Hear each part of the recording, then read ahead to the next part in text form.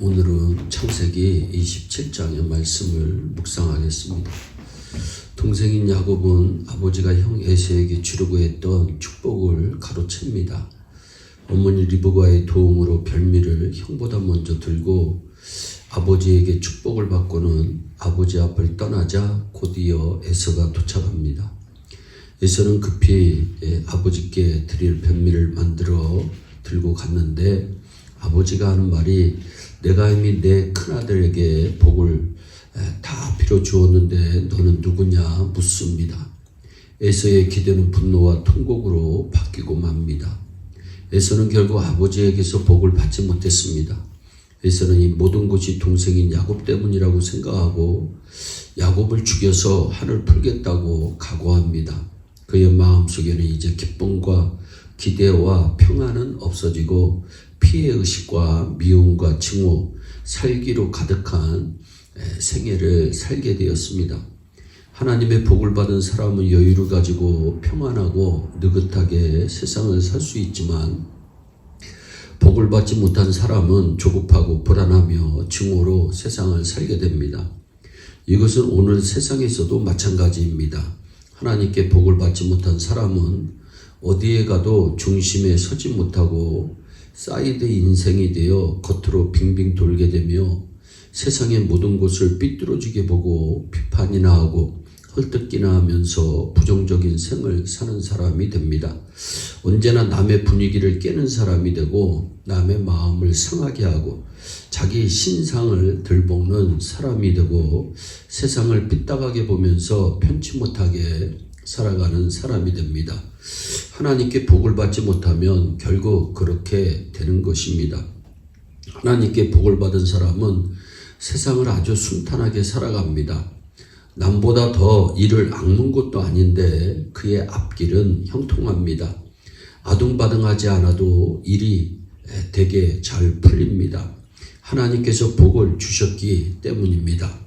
그런 사람은 비판적이고 부정적으로만 세상을 보는 것이 아니라 긍정적으로 세상을 보고 이웃을 봅니다. 그리고 그의 입에서는 하나님을 향한 감사가 있고 이웃을 향한 칭찬과 격려가 나옵니다. 그리고 남들을 도우면서 하루하루 아름답게 살아갑니다. 힘든 문제를 혹 만날지라도 절망적으로 보기보다는 희망적으로 보며 해소된 뒤에 얻을 효과를 생각하면서 고난도 잘 참아냅니다. 이것이 하나님께 복을 받은 사람의 삶입니다. 여러분은 이 세상을 살면서 평탄한 삶을 감사와 만족으로 세상을 살고 싶으십니까?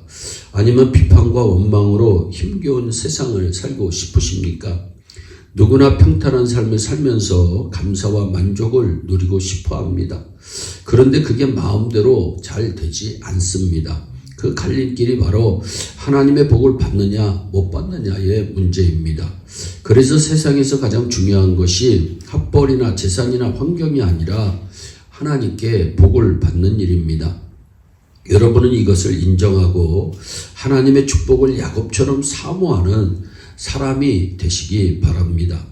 에서는 아버지의 복을 받을 사람이었지만 그 복을 동생 야곱에게 빼앗겼고 결국 비참한 사람이 되어 버렸습니다.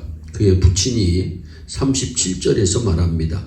이삭이 에서에게 대답하여 가로되 내가 그를 너의 주로 세우고 그 모든 형제를 내가 그에게 종으로 주었으며 곡식과 포도주를 그에게 공급하였으니 내 아들아 내가 네게 무엇을 할 수 있으랴 라고 말합니다. 이제 나도 어쩔 수 없다는 아버지의 말입니다. 그날 이후로 에서의 자손은 자손대대로 야곱의 자손들에게 지배를 당하고 야곱의 종이 되게 되었다고 하는 말씀입니다. 듣다 못한 에서는 대성통곡하면서 말합니다. 34절입니다. 아버지여 내게 축복하소서 내게도 그리하소서 라고 소리 높여 울읍니다. 그것을 보다 못한 이삭이 안타까운 마음으로 장남 에서에게 남은 복을 빌고 있는 내용이 39절 40절입니다. 그런데 그것은 축복이 아니라 더욱 비참한 그의 장래를 예언한 내용뿐입니다. 뭐라고 하였습니까? 너의 주소는 땅의 기름짐에서 뜨고 내리는 하늘의 이슬에서 뜰 것이며 너는 정처 없이 살게 될 것이니 너의 땅은 박토요 너의 걸음은 유랑이라 말씀합니다. 비참한 말입니다. 그 예언대로 에돔 족속은 나중에 세일산에 거했는데 그곳은 아주 메마른 박토였습니다. 너는 칼을 믿고 생활하겠고 너의 후손은 약탈자, 습격자, 삼적이 될 것이라고 하는 말씀입니다. 실제로 에서의 후손은 세일산의 산적이 되었습니다. 하나님의 말씀은 한 획도 틀림이 없고 하나님께 복을 받은 사람과 복을 받지 못한 사람이 이렇게 달라진다는 것을 성경은 우리에게 보여주고 있습니다. 야곱 한 사람이 복을 받음으로써 그의 후손 전체가 평안하고 넉넉한 삶을 사는 지배자가 되었고, 에서 한 사람이 복을 받지 못함으로써 그 자신과 후손만대 엄청난 저주와 짓밟힘을 당하게 되었다는 이 놀라운 사실을 여러분은 어떻게 받아들이십니까? 이것은 소설이 아니고 하나님께서 주관하시는 현실의 역사입니다.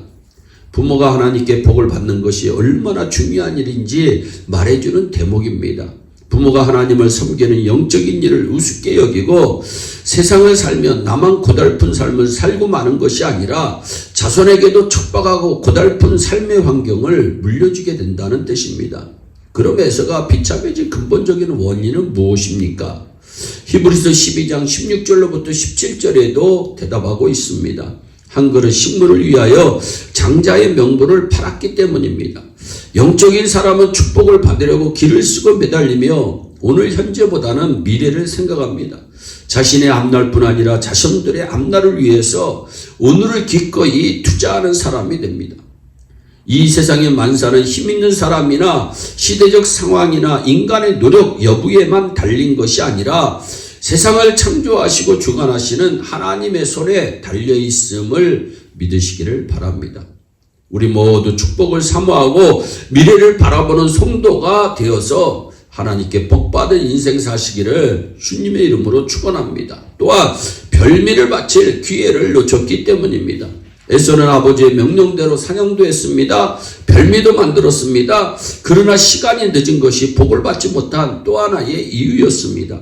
에서가 오기 전에 한 발 앞서 야곱이 먼저 별미를 가지고 갑니다. 아차하는 사이에 아슬아슬하게 늦었습니다. 야곱이 복을 받고 나오자마자 에서가 도착합니다. 기회라는 것이 얼마나 중요한가를 보통 사람들은 잘 모르고 살아가고 있습니다. 그러나 성경은 기회를 아주 중요하게 생각합니다.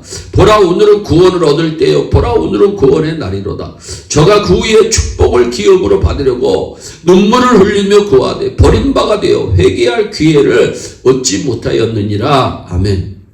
이 말씀을 듣는 이 순간 직분을 갖고 봉사할 자리에 있는 오늘이 얼마나 중요한지 모른다고 하는 말씀입니다. 마지막으로 어머니의 협조를 얻지 못하였기 때문입니다.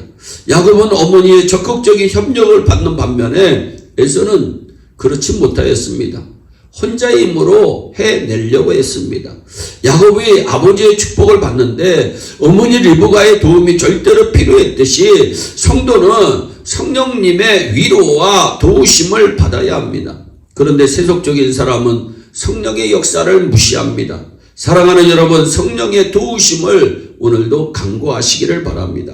그리고 성령의 인도하심에 순종하여 하나님께 복을 받는 신자가 되시기 바랍니다. 그래서 야곱처럼 여러분과 여러분의 후손과 이웃에게 복의 근원이 되시기를 주 예수 그리스도의 이름으로 축원합니다. 기도하겠습니다. 사랑의 하나님 아버지, 에서처럼 자기가 받을 복을 빼앗기는 자가 아니라 야곱처럼 축복을 사모하다가 축복의 주인공이 되는 우리 예일의 온 성도들이 다 되게 하여 주시옵소서. 감사하고 예수님의 이름으로 기도하옵나이다. 아멘. 오늘도 주 안에서 승리하는 복된 하루 되시기를 바랍니다. 감사합니다.